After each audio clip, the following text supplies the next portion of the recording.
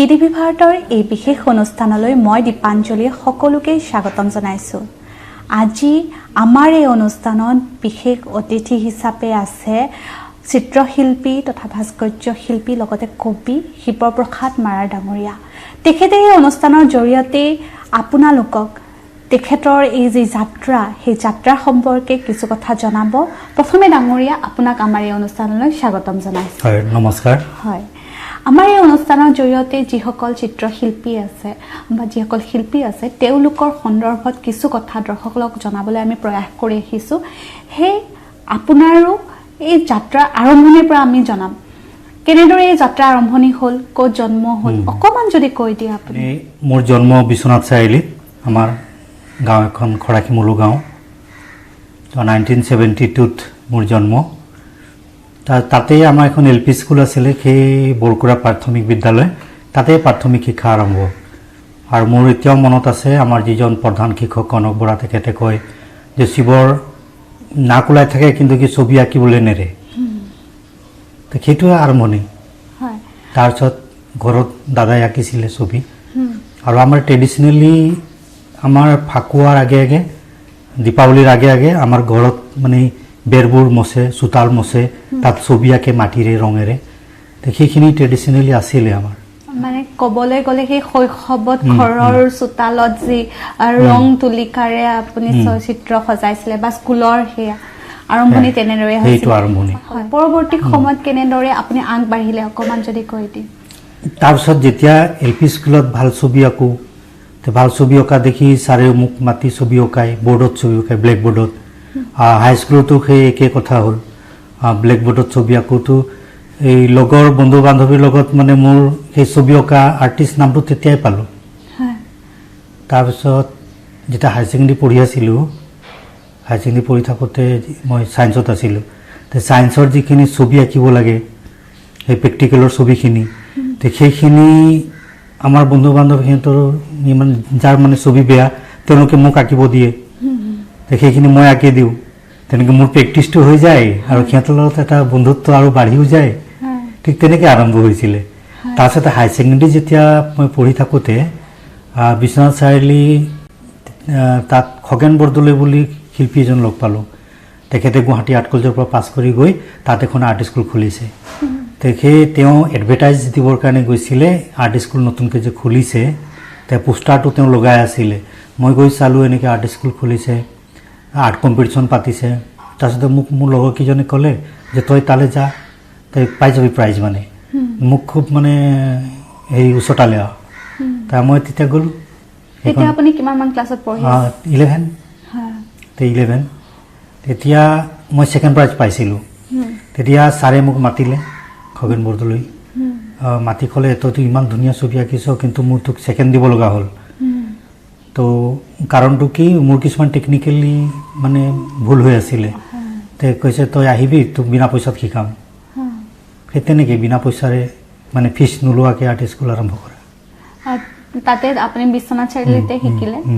তাৰপিছতে যেতিয়া মই ডাঙৰ হ'লোঁ, BSc পঢ়ি থাকোঁতে, তেতিয়া টাৰ্ণিং পইণ্ট এটা আহিলে যে মই ভৱিষ্যতে কি কৰিম। সেই তেতিয়া মই ডিচাইড কৰিলোঁ কি প্ৰফেশ্যনেলি মই আগবাঢ়োঁ, এনেকৈ হবি হৈ থাকিলে নহ'ব। তাৰপিছতে সকলো এৰি মই প্ৰফেশ্যনেলি আগবাঢ়িবলৈ গুৱাহাটী আৰ্ট কলেজত, এই খগেন বৰদলৈ তেখেতে য'ত পঢ়িছিলে গভৰ্ণমেণ্ট আৰ্ট কলেজ, এতিয়া বশিষ্ঠত আছে, মই তালৈকে গুচি আহিলোঁ। তেতিয়া আমি আহোঁতে শান্তিপুৰত আছিলে। তো শান্তিপুৰত মই গুৱাহাটী প্ৰথমবাৰ আহিছোঁ বিচাৰি বিচাৰি, আৰু সেই তেতিয়া পালোঁ চিট। তেনেকৈ যাত্ৰা আৰম্ভ। আৰু তাৰপিছতে আপুনি এইটো পেচা হিচাপে লৈ এতিয়াও কাম কৰি আছে। সকলো শিল্পীৰে আৰ্ট ফৰ্মটো অকণমান বেলেগ বেলেগ ধৰণৰ হয়। আপোনাৰ যিটো ফৰ্ম হয় এইটো অকণমান যদি কৈ দিয়ে। আৰ্ট ফৰ্মটো আচলতে শিল্পী এগৰাকী কেনেকুৱা পৰিৱেশত থাকে বা তেখেতৰ হাতৰ স্কিল কিমান, তেখেতৰ নিজা অনুভূতি, কি ভাল পায়, এই গোটেইখিনি নিৰ্ভৰ কৰি এটা যেতিয়া পূৰ্ণ পৰ্যায়ৰ এটা শিল্পী সুলভ স্বভাৱ এটা গঢ়ি উঠে, তেতিয়া সেই শৈলী এটা অট'মেটিক গঢ়ি উঠে। এতিয়া আমিও আগতে চবৰ লগত হয়তো একেই হৈছিলে, যেতিয়া আমি মানে শিশু আছিলোঁ, তো চবৰ লগত চাগে ছবি একেই হৈছিল। আজিও আমি দেখোঁ শিশু আৰ্টবিলাক চব একে থাকে। লাহে লাহে আমি প্ৰেক্টিচ কৰি থাকোঁ যেনেকৈ আমি প্ৰফেশ্যনেলি হৈ আহি থাকোঁ, আমি ছবিখিনি তেখেতৰ মানে নিজা কেৰেক্টাৰ এটা বহন কৰি কৰি আহি থাকে। তো মই প্ৰথমতে সেইটোৱে কৈছোঁ যে মই এতিয়া চাহ বাগিচা অঞ্চলত থাকোঁ, জাতিগতভাৱে আমি চাহ জনগোষ্ঠীৰ অন্তৰ্ভুক্ত। তো আমি দেখিছোঁ সেই মানুহবিলাকৰ দুখ দুৰ্দশাবিলাক, তো সেইখিনি মই আঁকিবলৈ চেষ্টা কৰিলোঁ, অট'মেটিক আহি যায়। আৰু যিহেতু আমাৰ যে এই যে ৱালত ছবি আঁকিছিলোঁ তাৰ এটা মটিভ মানে মোৰ কামত আহি যায়। মই যেতিয়া আগতে ছবি আঁকিছিলোঁ, ঘৰৰ বেৰত মই ছবি আঁকিছিলোঁ বাইদেউহঁতৰ লগত। তো বাইদেউহঁতে কাপোৰত ফেব্ৰিকেৰে কাম কৰে, এম্ব্ৰইডাৰী কৰে। তো ময়ো তেওঁলোকৰ সেই প্ৰাইমাৰী ড্ৰয়িংখিনি মই কৰি দিওঁ পেঞ্চিল দি, কেতিয়াবা ডট কলমেৰে আঁকি দিওঁ, তেওঁলোক তাত এম্ব্ৰইডাৰী কৰে। তো সেই ফুলৰ মটিভবিলাক আৰু আমাৰ ঘৰৰ ৱালত যিখিনি মটিভ আঁকে প্ৰিমিটিভ মানে এই ফক আৰ্ট, সেইবিলাক ফক মটিভবিলাক, তো সেইবিলাক মোৰ ছবিত লাহে লাহে লাহে লাহে মানে আহিব ল'লে। তো ফিগাৰ এটা আঁকিলে অট'মেটিক তেনেকুৱা এটা আহি যায়। সেই তেনেকৈ কৰি কৰি এটা নিজা শৈলী এটা সৃষ্টি হৈ গৈছে। আপোনাৰ ইয়াতেও বহুকেইখন ছবি আমি দেখিব পাইছোঁ আৰু প্ৰতিখন ছবিতে চাহক এটা প্ৰতিনিধিত্ব কৰা হৈছে। সেই সম্পৰ্কে আপুনি ক'লে অৱশ্যে, আৰু যদি অকণমান বিতংভাৱে কয়, দেখিছোঁ ইয়াৰ পিছফালেও আছে বা ইয়াতে যিসমূহ আছে চব চাহপাত বা চাহপাতৰ যিটো জীৱনী, সেইসমূহ ইয়াতে প্ৰতিফলিত কৰা হৈছে। অকণমান যদি কৈ দিয়ে। চাহ বাগিচাৰ হোৱা হেতুকে চাগে মোক বেছিকৈ আকৰ্ষিত কৰিছে আৰু মই খুবেই চেণ্টিমেণ্ট সেই বিষয়টো লৈ। আৰু বিভিন্নজনে বিভিন্ন ৰূপ দেখা পায়। এতিয়া চাহ বাগিচা বা আদিবাসী যি জনগোষ্ঠীটোৰ কথা কৈছোঁ, তেওঁলোকৰ গোটেই লাইফটো যদি চায় মানে ভাৰ্চেটাইল, বিভিন্ন ধৰণৰ। এতিয়া যদি কলা সংস্কৃতি যদি আমি চাওঁ তেতিয়াহ'লে সেইটো এটা বেলেগ এটা দিশ। আৰু যদি তেওঁলোকৰ ব্যক্তিগত জীৱনটো যদি আমি চাওঁ, তেওঁলোকৰ লাইফটো মানে লাইফষ্টাইল, তাত এটা বেলেগ এটা ৰস পোৱা যায়। ৰস মানে তাত দুখৰো হ'ব পাৰে, সুখৰো হ'ব পাৰে। এতিয়া যদি আমি চাহ বাগিচাৰ নৈসৰ্গিক যদি দৃশ্যবিলাক চাওঁ, মানে চিনেৰীবিলাক, তাত এটা বেলেগ এটা আমেজ আছে। তো মুঠতে মানে ভিন্নতা আছে। যেনেকৈ জাতিগতভাৱে আজি কিমান সৰু ওপৰ জাতি জনগোষ্ঠী মানে একেলগে একেটা আৰ্থসামাজিক পটভূমিত তেওঁলোকে কাম কৰি আছে। চব সকলোৱে একেটা মানে একেলগে থাকি এটা ভাতৃত্ববোধৰ এটা মানে লাইফ এটা জীয়াই আছে। এইটো এটা বেলেগ এটা পৰ্যায়। এই গোটেই বিষয়বস্তুটো মানে মোক আকৰ্ষণ কৰে বিভিন্ন সময়ত বিভিন্ন ধৰণে। কেতিয়াবা মই প্ৰাকৃতিক দৃশ্যই আঁকিছোঁ, কেতিয়াবা মই সিহঁতক জীৱনক লৈ মই বিভোৰ হৈ গৈছোঁ। মানে যেতিয়া দেখিছোঁ মহিলা এগৰাকী ৰাতিপুৱা কাম কৰিছে, খুব সোনকালে উঠে, বেলি উঠাৰ আগেয়ে উঠে, বেলিৰ আগে আগে দৌৰে, তেনেকৈ কবিতাও ৰচনা হৈছে। তাৰপিছত গৈ পাত ছিঙে, কেঁচুৱাটোক কোচত লৈ থাকে, আৰু হয়তো কেতিয়াবা ভাগৰ লাগিলে সেই শাৰী এটা লৈ যায় আৰু গছৰ ডালত বান্ধি, বা এই ছানা খেলোৱা ঘৰ বুলি এটা আছে, এই তাতে এনেকৈ ঝুলনা বান্ধি দিয়ে। সেই ঝুলনাতে তাতে থাকে কেঁচুৱাটো, উমলি জামলি চৰাই চিৰিকটিৰ লগত। তাৰপিছতে সেই গোটেই লাইফটো চাওক। তাৰপিছতে সেই পাতখিনি যেতিয়া আনে, পাতখিনি আনি আকৌ মালিক পক্ষক গতাই দিব লগা হয়। আকৌ সন্ধিয়া আকৌ মতা মানুহ বিশেষকৈ অকণমান মদো ধৰি লয়। সেই গোটেই কাৰবাৰখিনিক লৈ মোৰ এটা বিষয়বস্তু মই ইমান চেঞ্চিটিভ, আৰু সেই বিষয়বস্তু মোৰ মানে অট'মেটিক আহি পৰে। তেনেকৈ মই চাহ ইণ্ডাষ্ট্ৰীৰ লগত তেনেকৈ কেনেকৈ ডেডিকেট তেওঁলোকৰ লাইফটো ডেডিকেট কৰি দিয়ে, নিজৰ ব্যক্তিগত লাইফটো তেওঁলোকে পৰৱা নকৰে, ডেডিকেট কৰি দিয়ে। সেই ডেডিকেশ্যনটোক লৈ মই আকৌ যে এগৰাকী লেডি দেহাটো যেন মাটিত শিপাই গৈছে আৰু গাটো হাতটো গৈ চাহগছৰ ৰূপ লৈছে, এনেকুৱা। কেতিয়াবা কিছু আকৌ চাহপাতৰ মাজতে যেন নিজৰ সন্তানটো দেখা পাইছে, নিজৰ সন্তানক যেনেকৈ লালন পালন কৰে, ঠিক তেনেকৈ চাহগছৰ কোমলীয়া পাতটোকো যেন লালন পালন কৰি দাঙি ধৰিছে। এই গোটেইখিনি তেওঁলোকে এটা চেণ্টিমেণ্টত কৰি থাকে, হয়নে? আৰু ব্যৱসায় ভিত্তিটো বাৰু এটা বেলেগ এটা কথা, এটা পৰ্যায়ত গুচি যায়। তেওঁলোকে যে চেণ্টিমেণ্ট এটা দি এটা ইণ্ডাষ্ট্ৰী, এটা চাহ পুলিৰ লগত এটা মাতৃসুলভ ব্যৱহাৰ এটা কৰি এটা জীৱন যাপন কৰে, সেইটো এটা বেলেগ। তেওঁলোকে যে ইমান দুখত থাকে, আমিহে দেখা পাওঁ সেই দুখটো, তেওঁলোকে কিন্তু এনজয় কৰি থাকে লাইফটো, সেইটো এটা বেলেগ পৰ্যায়। মানে আমি বিভিন্নজনে এতিয়া বাহিৰৰ পৰা দেখোঁ, বাহ এই চাহ জনগোষ্ঠী সেই আদিবাসী মহিলাগৰাকী ইমান কষ্ট কৰে, তাৰপিছতে ইমান টকা দৰমহা পায়, তাৰপিছতে তেওঁলোকৰ স্বাস্থ্যৰ অৱস্থা এনেকুৱা, মেডিকেল আমি বিভিন্ন ধৰণৰ খবৰ পাওঁ। কিন্তু তেওঁলোকে বহুত এনজয় কৰি থাকে সেই নেচাৰৰ মাজত। সেইটো বৰ আশ্চৰ্যকৰ কথা যে আমি প্ৰকৃতিক ইমান ভাল পাওঁ, জীৱনটোক ইমান ভাল পাওঁ, নিজৰ সন্তানক ইমান ভাল পাওঁ, আমি সকলো দুখ যাতনা পাহৰি যাওঁ। তো সেইবিলাকেই মোৰ বিষয়বস্তু আহি পৰে এনেকৈ। হয়, আৰু ছবিৰ লগতে আপুনি ভাস্কৰ্যৰো কাম কৰি আছে, আমি দেখিব পাইছোঁ, সেইটো সম্পৰ্কে যদি অকণমান কৈ দিয়ে। আচলতে মই প্ৰথম পৰ্যায়তো আমি ছবি আঁকিছিলোঁ, তাৰপিছতে painting, sculpture, graphics, applied art চবতে ভাল মাৰ্কছে আছিলে। তাৰপিছতে মই কি হ'ল, এটা সময়ত মই গোটেই প্ৰায় ভাৰতবৰ্ষৰ বিভিন্ন জেগাত ফুৰিলোঁ, বিশেষকৈ সেই যিবিলাক মনুমেণ্টছবিলাক আছে পুৰণা, অজন্তা, ইলোৰা, এলিফেণ্টা, তাৰপিছতে যিবিলাক মঠ মন্দিৰবিলাক আছে চাউথৰ, তো সেইবিলাকৰ পাথৰৰ কামবিলাক দেখিলোঁ। সেইবিলাক দেখি উঠি, আৰু আমি হিষ্ট্ৰীটো পঢ়িছোঁৱেই, সেই ডাঙৰ ডাঙৰ মানে যিখিনি হেনৰি মুৰ, ব্ৰাকুচি, তেওঁলোকৰ স্কাল্পচাৰবিলাক দেখিছোঁ, মাইকেল এঞ্জেলো, ডেভিড, সেইখিনি দেখি শুনি মানে এটা স্কাল্পচাৰ কৰাৰ খুব এটা ধাউতি হ'ল। তাৰপিছত মই মেজৰ ছাবজেক্ট স্কাল্পচাৰ ল'লোঁ, আৰু শিকিবলগীয়া যেন বহুত আছে এনেকুৱা এটা ভাৱ হ'ল। এনেই চব ছাবজেক্টতে শিকিবলগীয়া আছে। তো মানে এক্সপেৰিমেণ্ট কৰাৰ কিছুমান চান্স পালোঁ, যেনেকৈ মই মেটেল কাষ্টিঙত বিভিন্ন ধৰণৰ এক্সপেৰিমেণ্ট কৰিছোঁ, উড, মেটেল, ফাইবাৰ মিক্স কৰি বেলেগ এটা উলিয়াইছোঁ, আকৌ নিজা নিজা পেপাৰ পাল্প কৰি মেলি বহুত ডাঙৰ ডাঙৰ স্কাল্পচাৰ কৰিছোঁ। তো সেইখিনি বিভিন্ন ধৰণৰ এক্সপেৰিমেণ্ট কৰিলোঁ মানে। তো সেইবিলাক কৰিবৰ কাৰণে স্কাল্পচাৰ ল'লোঁ চাগে। তাৰপিছত স্কাল্পচাৰ ল'লোঁ, লোৱাৰ পিছতো পেইণ্টিং মোৰ আছিলেই ভিতৰত চাগে, সেইকাৰণে।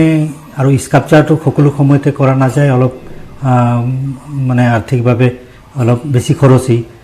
তো পেইণ্টিংটো অকণমান সহজতে হৈ যায়, ড্ৰয়িংটো আৰু সহজতে হৈ যায়। একো নহ'লেও ড্ৰয়িং এটা হ'লেও কৰি থৈ দিওঁ, সেইটো লাগিলে স্কাল্পচাৰেই হওক বা পেইণ্টিঙে হওক, পিছত সেইটো ডাইভাৰ্ট কৰোঁ। তো এনেকৈ মই পেইণ্টিঙো কৰোঁ সমান্তৰাল, স্কাল্পচাৰো সমান্তৰাল কৰোঁ, এনেকৈ চলি থাকে। আৰু লগতে কিন্তু কবিতা চৰ্চাও কৰি আছে। কবিতাটো কি হয়, আচলতে প্ৰত্যেকজন মানুহৰে, প্ৰত্যেকজন শিল্পীৰে কবিতা থাকে। আৰু এনেতো সকলোৱে জানে, আপোনালোকে জানে, প্ৰত্যেকজন মানুহ একোজন শিল্পী হয়। কিন্তু আমি যিহেতু তাক প্ৰফেশ্যনেলি সেইটো দিশত আমি ওলাই পৰিছোঁ। সকলোৱে প্ৰফেশ্যনেলি নহয়, চবেই কিন্তু ছবি চাব জানে। ছবি চাব নাজানো বুলি যি কয়, তেওঁৱে কিজানি ভালকৈ ছবি চাব জানে, মোক তেনেকৈ লাগে। কাৰণ তেওঁলোকে সোমাব বিচাৰে তাত। আচলতে নিত অভ্যাস কৰিলে তেওঁ ছবি চাবলৈ জানি যাব। কিন্তু কবিতাটো কি হ'ল, প্ৰত্যেকটো ছবিতে এটা এটা কবিতা থাকে। যেনেকৈ আধুনিক কবিতা, আধুনিক ছবি, আধুনিক ভাস্কৰ্য একেই কথা, খালি অনুভূতিটো কি হয় আমি তাৰ পৰা বুটলি ল'ব লাগিব। এতিয়া কবিতা এটা হৈ গ'ল, আমি তাত ভাষা, শব্দ সেইবোৰ থাকিব, শব্দৰ গাঁথনি সেইবিলাক থাকিব। কিন্তু পেইণ্টিং এটাত থাকিব ৰং, ৰূপ, ৰেখা, সেইখিনিৰ ভিজুৱেলি আমি ল'ব লাগিব। আৰু পেইণ্টিংটো কবিতাটো আমি তাৰ শব্দৰ অৰ্থ সেইখিনি পঢ়ি তাৰ পৰা আমি তাৰ অৰ্থটো ল'ব লাগিব। পেইণ্টিঙৰ অৰ্থটো আমি ভিজুৱেলি ল'ব লাগিব। এনেকৈ অৰ্থ নাই যে ৰঙা ৰঙৰ অৰ্থ এইটো, যে মানুহৰ অৰ্থ এইটো, গছৰ অৰ্থ এইটো, এনেকৈ একো নাই। Feeling just. যেনেকৈ আমি এটা ঘটনা এটা আমি যেতিয়া মুখামুখি হওঁ, সেই ঘটনাটোৱে আমাক এটা অনুভূতি যোগায়। ভাল ঘটনা হওক, বেয়া ঘটনা হওক, অনুভূতি এটা জগায়। সেই অনুভূতিটো এটা মগজুত এটা বিম্ব এটা তৈয়াৰ কৰে, আৰু সেই বিম্বটোৰে এটা আমাৰ আয়ত্তাধীন মাধ্যম, কাৰোবাৰ কবি, কাৰোবাৰ স্কাল্পচাৰ, কাৰোবাৰ কবিতা, কাৰোবাৰ স্কাল্পচাৰ, কাৰোবাৰ পেইণ্টিং, বিভিন্ন ধৰণৰ মাধ্যমত তেওঁলোকে সেই কোনোবাই হয়তো মিউজিকত প্ৰকাশ কৰিলে, কোনোবা গানেৰে, কোনোবা সুৰেৰে, লয়েৰে কৰিলে, তেনেকৈ বিভিন্ন ধৰণে সেই নিজৰ অনুভূতি প্ৰকাশ কৰে নিজৰ নিজৰ মাধ্যমেৰে। তেনেকৈ মোৰ কি হয়, মই যেতিয়া স্কেচ কৰোঁ, কিছু কথা ৰং ৰূপ ৰেখাৰে সম্ভৱ নহয়, ঘপককৈ সেইটো মই লিখি থৈ দিওঁ কাষত। তেনেকৈ কৰি কৰি এটা ক'ব নোৱাৰাকৈ এটা কবিতাও এটা মানে সৃষ্টি হৈ যায়। এই চাহ বাগিচাক লৈ এটা কবিতা মই গাইছোঁ। মোক এখন ছবি আঁকিবলৈ দিয়া হওক, দিনৰ দিনটো হত্যা কৰোঁ অনুভূতিৰ সময়, নিষ্ক্ৰিয় কৰি দিওঁ আৱেগবোৰ মুচৰি মুচৰি। দিনৰ দিনটো হত্যা কৰোঁ অনুভূতিৰ সময়, নিষ্ক্ৰিয় কৰি দিওঁ আৱেগবোৰ মুচৰি মুচৰি। আলফুলে অংকুৰিত হোৱা সৃষ্টিৰ সুকোমল কলি চুৰমাৰ হৈছে গছকত। দিন যায় ৰাতি যায় পেটৰ ক্ষুধাত ৰাতিপুৱাই, বাৰে বাৰে মোৰ তুলিকা শুকায়, বাৰে বাৰে অকাল মৃত্যু হয় মানৱ সম্পদ, সেয়ে মই অপৰাধী শিল্পী, মোক গ্ৰেপ্তাৰ কৰা হওক, মোক গ্ৰেপ্তাৰ কৰা হওক, নতুবা এখন ছবি আঁকিবলৈ দিয়া হওক। এই কেতিয়াবা তাড়না হয়, মানে ছবি অঁকাৰ, ছবি আঁকিব নোৱাৰোঁ, বিভিন্ন সমস্যাত বিভিন্ন বেলেগ ধৰণৰ কাম কৰোঁ, মানে হবি থাকে, পেচা থাকে, ক'ৰবাত আকৌ কাম কৰি থাকিব লগা হয় বেলেগ এটা, এনেকুৱা কিছুমান তাড়না এটা হয় নাই। তেতিয়া এতিয়া ভগৱানে আমাক পঠিয়াইছে কি ছবি আঁকিবলৈ, ছবিৰ মাজেৰে নিজৰ কথাখিনি ক'বৰ কাৰণে বা স্কাল্পচাৰ মাধ্যমেৰে নিজৰ কথাখিনি ক'বৰ কাৰণে। কিন্তু ইয়াত আহি মানে বিভিন্ন কাৰণত আমি বিভিন্ন কাম কৰিবলৈ বাধ্য হৈ যাওঁ। তো কি হয়, যিটো কাম আমাৰ অনুভূতিবিলাকতো ৰৈ নাথাকে, তাক লগে লগে যদি আমি পেইণ্টিং এটা কৰি পেলাওঁ, যিটো সময়ত অনুভূতি আহিছে ছেকেণ্ডতে সলনি হৈ যাব পাৰে, বা সেইখিনি মূল্যৱান সময়খিনি যদি আমি বেলেগ কামত দি দিওঁ তেতিয়া মহান সৃষ্টি এটা ৰখি যাব পাৰে।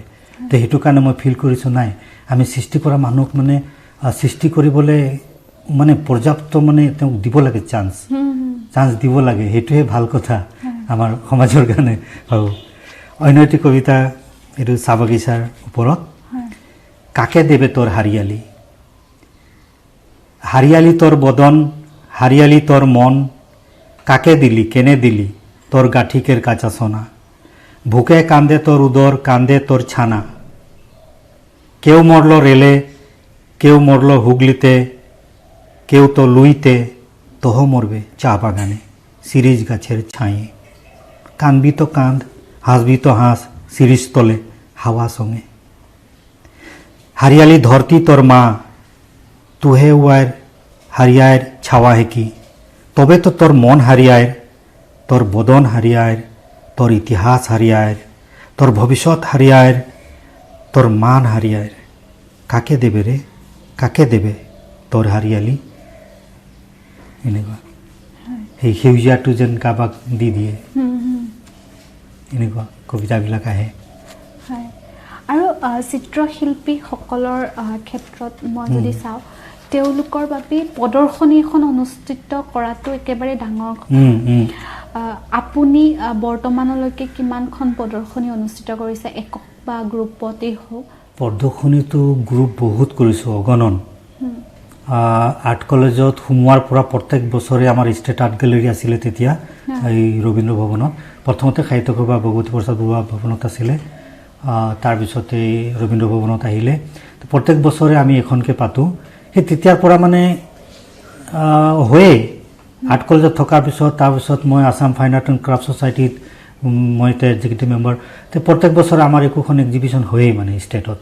তাৰপিছত আমি মাজে মাজে বাহিৰত যাওঁ, তাৰ পৰা বিভিন্ন অনুষ্ঠানবিলাক আছে, যেনেকৈ Lalit Kala Akademi, AIFACS, All India Fine Art and Craft Society, তেনেকৈ আৰু বিভিন্ন অনুষ্ঠান আছে। কেতিয়াবা আমি বন্ধু বান্ধৱ মিলি অন্য এটা অনুষ্ঠান ক্ৰিয়েট কৰি আকৌ এক্সিবিশ্যন কৰোঁ। মানে এক্সিবিশ্যন হ'ব লাগে, আমাৰ কাম প্ৰদৰ্শন হ'ব লাগে। আপুনি ঠিকেই কৈছে, এখন পেইণ্টিং এটা ক্ৰিয়েটিভ কাম যেতিয়ালৈকে ৰাইজৰ আগত আমি দাঙি নধৰোঁ, সেইটো কেতিয়াও সম্পূৰ্ণ নহয়। তাৰ উদ্দেশ্য সেইটোৱে যে ৰাইজে সেইটো চাওক, চকুৰে চাওক, মনেৰে তাক ফিল কৰক, তাৰপিছতে তাৰ সাৰ্থকতা। যদি এক্সিবিশ্যনেই নহয়, তেতিয়াহ'লে এটা শিল্পকৰ্মৰ কোনো ভেলুৱেই নাথাকে, সি এটা বস্তু হৈ থাকি যায় আৰু এটা জেগাত। নিশ্চয় তাক প্ৰদৰ্শন হোৱাটো একদম বাধ্যতামূলক। প্ৰদৰ্শনী যে গেলেৰীতে হ'ব লাগিব সেইটো কথা নহয়। আজিকালিতো বিভিন্নজনে বিভিন্ন উপায় উলিয়াইছে। আজিকালি মিডিয়াৰ যুগ, আজিকালি এনেকৈ ভিডিঅ' কৰি বা ফেচবুক তেনেকৈ প্ৰদৰ্শন কৰি আছে। মুঠতে প্ৰদৰ্শন হ'ব লাগিব, প্ৰদৰ্শন হ'ব লাগিব বিভিন্ন ধৰণে। কেতিয়াবাতো বাটৰ ৰাস্তাৰ ফুটপাথতো কৰে এক্সিবিশ্যন। বিভিন্নজনে আজিকালি কোনো হেৰি নাই যে আৰ্ট গেলেৰীতে যে আবদ্ধ থাকিব লাগিব, আৰ্ট গেলেৰীৰ ফালি ওলাই আহিছে মানে। এই এনেকুৱা হৈছে মানে আজিৰ সময়টো। আৰু সকলো বস্তুৰে সমালোচনা থাকে, ঠিক তেনেদৰে প্ৰদৰ্শনীটো বহু দৰ্শক যিহেতু আহে, সমালোচনাও কৰা পৰিলক্ষিত হয়। সেই সমালোচনাসমূহ কেনেধৰণে গ্ৰহণ কৰে আপুনি? সমালোচনাটোতো লাগিবই, নহ'লেতো কোনো কামেই নহ'ব। আমি যদি সমালোচনা নাপাওঁ, আমি গমেই নাপাম দেখোন আমি ভাল কৰিছোঁ নে বেয়া কৰিছোঁ। এতিয়া আমি ৱেষ্টাৰ্ণ যেতিয়া ৰিভলিউশ্যনবিলাক হৈ আছিলে আৰ্টৰ, ৰিনেচেঞ্চ পিৰিয়ড বা তাৰ আগতে, তেতিয়া তাত খুব জমকৈ মানে সমালোচনা হৈছিলে।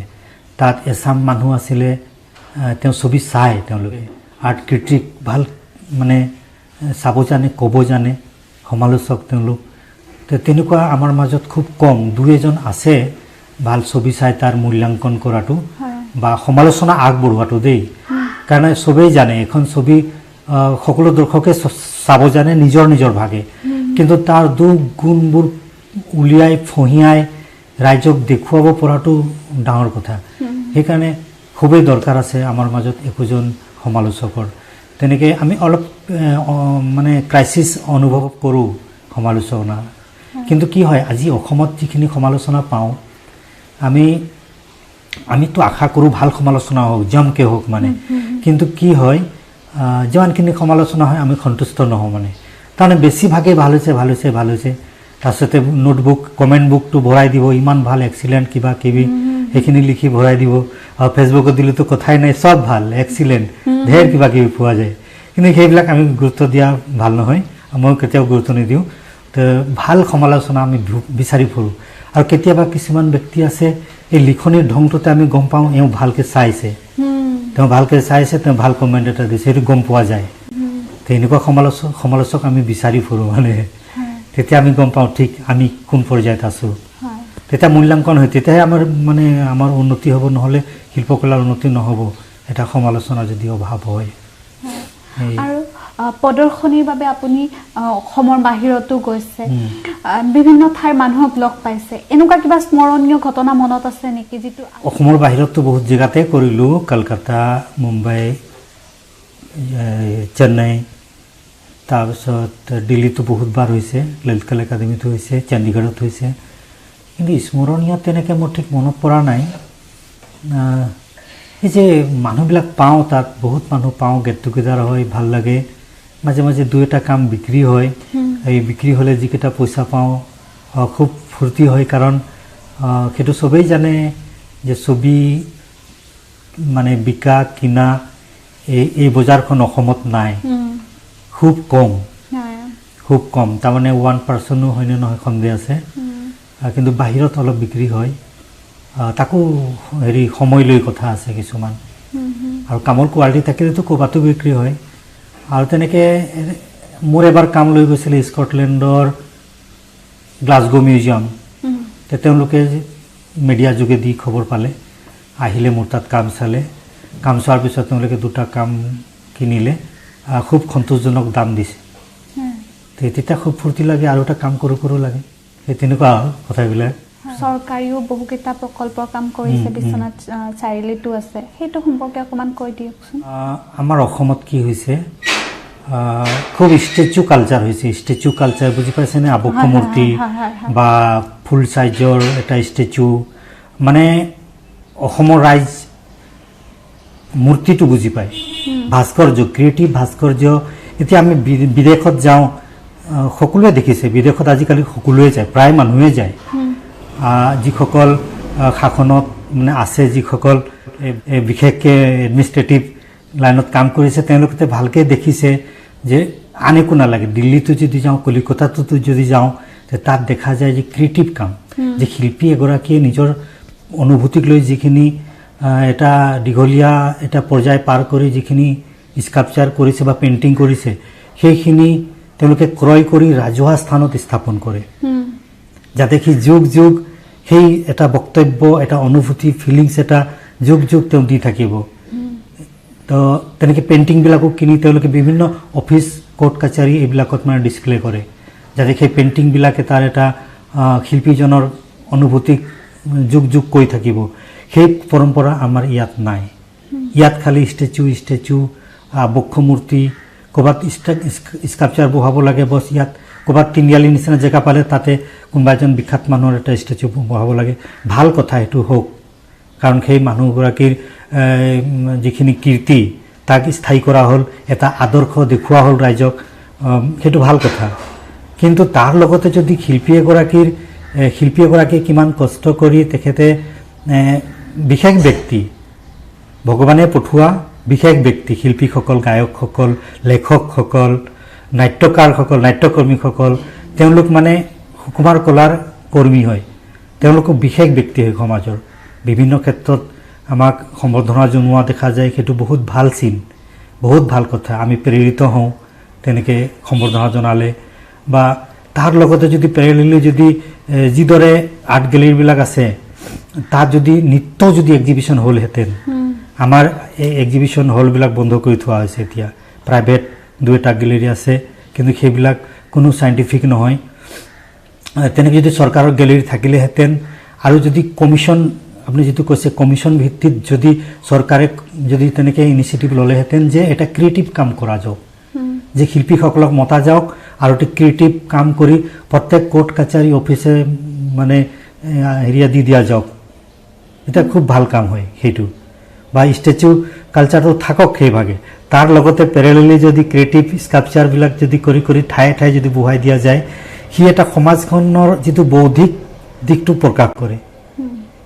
সমাজখনৰ বৌদ্ধিক দিশটো প্ৰকাশ কৰে এটা ষ্টেচু ক্ৰিয়েটিভ ষ্টেচু যদি থাকে এয়াৰপৰ্টত আমাৰ গুৱাহাটীত যিমান এতিয়া পাব্লিক প্লেচ আছে প্ৰত্যেকে যদি কমেও এটা বা দুটাকৈ যদি এটা ক্ৰিয়েটিভ স্কাল্পচাৰ থাকে আমাৰ অসমত বহুত তেনেকৈ মানে ক্ৰিয়েটিভ স্কাল্পটৰ আছে বা পেইণ্টাৰ্ছ আছে পেইণ্টাৰবিলাকৰ ডাঙৰ ডাঙৰ কাম তেওঁলোকে লগাওক ৱালবিলাকত বা টেম্পৰেৰী নহয় পাৰ্মানেণ্ট মই এইটো কথা কোৱা নাই কমিশ্যন ৱৰ্ক মানে এই অভাৰ ব্ৰিজবিলাকত যে ৱালবিলাকত আঁকিলে দুদিন পিছত কোনোবাই বাইকত গ'ল পিক পেলাই থৈ গ'ল সেইটো কথা নহয় বা ৱালবিলাকত সেই টেম্পৰেৰী কাম সেইবিলাক কথা নাই কোৱা মই কৈছোঁ ক্ৰিয়েটিভ কাম সন্মানে তাক এটা জেগা দি ৰাখিব লাগিব যাতে তাৰ চাৰিওফালে মানুহে নিত্য যায় চায় চোৱাৰ অভ্যাস কৰে তাৰ তলত অকণমান বহিব যেনেকৈ বিদেশত যিটো হেনৰি মুৰৰ ডাঙৰ স্কাল্পচাৰ তলত অকণমান বহিছে ছাঁত অকণমান বহিছে ভাগৰ লাগিছে অকণমান চাইছে সেইটো সেই চাই সেই স্কাল্পচাৰৰ লগত তেওঁৰ এটা আত্মিকতা হ'ব যিদৰে আমাৰ গছ গছনিৰ লগত আত্মিকতা হয় আমাৰ আৰ্কিটেকচাৰৰ লগত আত্মিকতা হয় মন্দিৰৰ লগত যিদৰে ভক্তিভাৱ এটা ভক্তজনৰ জড়িত হয় তেনেকৈ আমাৰ মানুহৰ আমি যিহেতু জীৱন লৈছোঁ সেই স্কাল্পচাৰবিলাকৰ লগত সেই পেইণ্টিংবিলাকৰ লগত এটা আত্মিকতা জীৱনবোধ জাগিব আত্মিকতা জাগিব সেইটো আমাক খুব দৰকাৰ সমাজ এখন বৌদ্ধিকভাৱে আগবাঢ়ি যোৱাত বৰ্তমান আপুনি ভাবেনে যে চিত্ৰকলা বা ভাস্কৰ্য শিল্পক পেচা হিচাপে লৈ এখন ঘৰ বা সংসাৰ চলোৱাটো সম্ভৱনে আপোনাৰ দৃষ্টিভংগী কি ক'ব সম্ভৱ হয় কাৰণ কষ্ট ক'ত নাই চবতে আছে এগৰাকী যদি শিক্ষক হয় তাতো তেওঁ কিমান ষ্টাডি কৰিব লাগে নৃত্যও তেওঁ ষ্টাডি কৰি থাকিব লাগিব কাৰণ নিজকে আপ টু ডেট ৰাখিব লাগিব তাৰপিছত তেওঁৰ ষ্টুডেণ্টক তেওঁ বুজাই শিকাই পঢ়াই এজন মানুহ কৰিব পাৰিব ভাল মানুহ বনাব পাৰিব ঠিক তেনেকৈ শিল্পী এগৰাকী এই নিজৰ ইষ্টাব্লিছমেণ্টৰ কথাটোক লৈ তেওঁ এনি টাইম কেনেকৈ নতুনত্ব দিব পাৰিব নিজৰ কামত নিজৰ চিন্তাত নিজৰ ক্ৰিয়েশ্যনত তাৰপিছতে নতুনত্ব আনি নতুন পেইণ্টিং এখন কেনেকৈ দিব পাৰিব তেতিয়া সেইটো কাষ্টমাৰে কেনেকৈ ল'ব কাষ্টমাৰ ঠিক নহয় মই কি কওঁ আৰ্ট লাভাৰ কাষ্টমাৰ ক'বলৈ অলপ বেয়া হয় কাৰণ আমাৰ ইউটিলিটেৰিয়ান পাৰপজ নহয় দেই তাৰপিছতে এটা মাৰ্কেটিং হ'ব লাগে আমি শিল্পীসকলে নিজৰ ভাগেও যদি আমি কৰিব পাৰোঁ নতুবা চৰকাৰ হওক বা বিভিন্ন অনুষ্ঠান প্ৰতিষ্ঠান হওক তেওঁলোকেও যদি এই মাৰ্কেট এটা তৈয়াৰ কৰি দিব পাৰে খুব ধুনীয়াকৈ ইষ্টাব্লিছ হ'ব পাৰে আৰু আজিকালি কি হৈছে এই আৰ্ট স্কুল কৰিছে বহুত শিল্পী তেনেকৈ চাকৰিমুখী নহয় বিভিন্ন চাকৰি ওলাইছে দেই এইটো এটা ভাল চিন হৈছে আমাৰ আগতে কি আছিলে ছেল্ফ টট এজন শিল্পীক আৰ্ট টিচাৰ হিচাপে নিয়োগ কৰিছিলে এনেকৈ যেনেকৈ ডাইট হওক বা বেচিক ট্ৰেইনিং চেণ্টাৰ বা যিকোনো স্কুলবিলাকত আৰ্ট টিচাৰ কোনো একাডেমিক শিক্ষা নোহোৱা অলপ ছবি অঁকা জনা হ'লেই তেওঁলোক দিয়ে কিন্তু আজিকালি মানে ভাল ভাল ইনষ্টিটিউটৰ পৰা ৰিকগনাইজ ইউনিভাৰ্চিটিৰ পৰা কলেজৰ পৰা পাছ কৰি ওলাইছে বহুত ল'ৰা ছোৱালী ওলাইছে তেওঁলোকৰ কাৰণে এতিয়া চাকৰি ওলাইছে বহুত ল'ৰা ছোৱালী তেতিয়া এংগেজ হৈছে তেনেকৈ আমাৰ তাৰপিছত সেইটো এটা এংগেজমেণ্ট হৈ গ'ল ইষ্টাব্লিছমেণ্টৰ কথাটো নেক্সট ব্যৱসায়িক ভিত্তিত নিজা যদি কমিশ্যনাৰ কাম কৰি ইষ্টাব্লিছ হ'ব পাৰে তেনেকৈও কৰিব পাৰে এতিয়া এই ষ্টেচুৰ কথা অকণমান আগতে ক'লোঁ ষ্টেচুটো কৰি থাকিব হওক বা যিবিলাক মই ক্ৰিয়েটিভ স্কাল্পচাৰৰ কথা কৈছোঁ সেইবিলাক কৰিও মানে ইষ্টাব্লিছ হ'ব পাৰে তাৰ কাৰণে পাব্লিকৰ অকণমান ইণ্টাৰেষ্ট লাগিব মানে অকণমান মনটো লাগিব এনেকৈ হ'ব পাৰে অনুষ্ঠানৰ শেষত এটা প্ৰশ্নৰে অনুষ্ঠানটো সামৰিব বিচাৰিম যে শিল্পী এগৰাকীক বিভিন্ন ধৰণে সন্মান জনোৱা হয় আৰু সেই সন্মানটো তেওঁৰ বাবে একেবাৰে মূল্যৱান কাৰণ তেওঁৰ কামৰ প্ৰতি সন্মান জনাই সেই সন্মানটো তেওঁৰ প্ৰতি প্ৰদান কৰা হয় আপোনাকো বিভিন্ন সন্মান প্ৰদান কৰা হৈছে অকণমান যদি সন্মানসমূহৰ সম্পৰ্কে কৈ দিয়ে সন্মানটো পায়ে থাকোঁ। মই কোৱা নাই, মই প্ৰথম যেতিয়া মোৰ ছাৰৰ প্ৰশংসা পালোঁ, মোৰ মানে সহপাঠীসকলৰ যিটো প্ৰশংসা বা মোৰ গাঁৱৰ মোৰ বিশ্বনাথ চাৰিআলিৰ সেই ৰাইজৰ যিখিনি মানে প্ৰশংসা অকৃত্ৰিম, সেইকেইটাই এৱাৰ্ড মানে মোক কিবা ট্ৰফি বা চাৰ্টিফিকেট সেইটো দৰকাৰ নাই, সেইখিনি এৱাৰ্ড হয়। তাৰপিছতো সময়ে সময়ে সেইখিনি আহি আছে, কিন্তু শিল্পীসকলে নেচাৰেলি এৱাৰ্ড এটা পাম বুলি কেতিয়াও আশা কৰি নাথাকে দেই, একদম এইটো সঁচা কথা। কেতিয়াও আশা কৰি নাথাকে, কিন্তু তেওঁলোকৰ কি হয়, এটা ভিতৰৰ পৰা এটা মানে কিবা এটা জছ বুলি কয় যে, সেই জছত তেওঁলোকে কাম কৰি থাকে ক'ব নোৱাৰাকে সেইটো বিভিন্নজনে দেখে, মাতে, সন্মান দিয়ে, আৰু যেতিয়া সন্মান দিয়ে তেতিয়া আমি সন্মানে তাক লওঁ, আৰু লোৱাৰ পিছত আৰু ভাল লাগে। আপোনাৰ উল্লেখনীয় সন্মানকেইটা দেখা যাব। তেনেকৈ উল্লেখনীয় মই All India Fine Art and Craft ছ'চাইটিৰ নেশ্যনেল এৱাৰ্ড পাইছোঁ, স্কাল্পচাৰত পাইছোঁ, আৰু ডিজিটেল আৰ্টত পাইছোঁ ফাৰ্ষ্ট এৱাৰ্ড। তাৰপিছত কমল কুমাৰী ফাউণ্ডেশ্যনৰ এটা যুৱ শিল্পী এৱাৰ্ড এটা আছে, অমিত বৰুৱা শিল্পী এৱাৰ্ড, সেইটো 2011 চনৰটো 11 চনৰ আছিলে, 12 চনত মোক দিছে। এইটো খুব ডাঙৰ এটা এৱাৰ্ড আছিল আমাৰ কাৰণে, মোৰ কাৰণে বিশেষকৈ। তাৰপিছতে এনেকৈ এৱাৰ্ড আৰু সৰু সুৰা বহুত পাইছোঁ, যেনেকৈ শ্ৰমিক কল্যাণ দিৱসত CM-এ এটা এৱাৰ্ড দিছিলে, সেইটো হ'ল 17 চনত। তাৰপিছত মোৰ মেজৰ বুলি ক'লে কমল কুমাৰী ফাউণ্ডেশ্যন, আইফেক্সৰ 2টা, আৰু দাহানকুৰ আৰ্ট ফাউণ্ডেশ্যন এটা আছে, তাৰ নৰ্থ ইষ্ট গ'ল্ড এৱাৰ্ড এটা পাইছিলোঁ। এইটো বম্বে বেছ এটা অৰ্গেনাইজেশ্যন, তেওঁলোকে গোটেই অল ইণ্ডিয়া মানে কাম কৰে, তেনেকুৱা আৰু সৰু সুৰা এৱাৰ্ড বহুত আছে। হয়, ধন্যবাদ জনাইছোঁ ডাঙৰীয়া, আমাক ইমানখিনি সময় দিলে, আৰু লগতে আপোনাৰ এই যাত্ৰাৰ বিষয়ে ক'লে, ছবিৰ কথা ক'লে, ভাস্কৰ্যৰ কথা ক'লে। এয়া আছিলে বিশিষ্ট চিত্ৰশিল্পী শিৱপ্ৰসাদ মাৰাৰ ডাঙৰীয়া, আৰু তেখেতে আজিৰ এই অনুষ্ঠানৰ জৰিয়তে আমাৰ দৰ্শকসকলক তেখেতৰ এই যাত্ৰাৰ সম্পৰ্কে বহু কথা ক'লে। আজিলৈ ইমানেই, লগ পাম অন্য এটা খণ্ডত। ধন্যবাদ।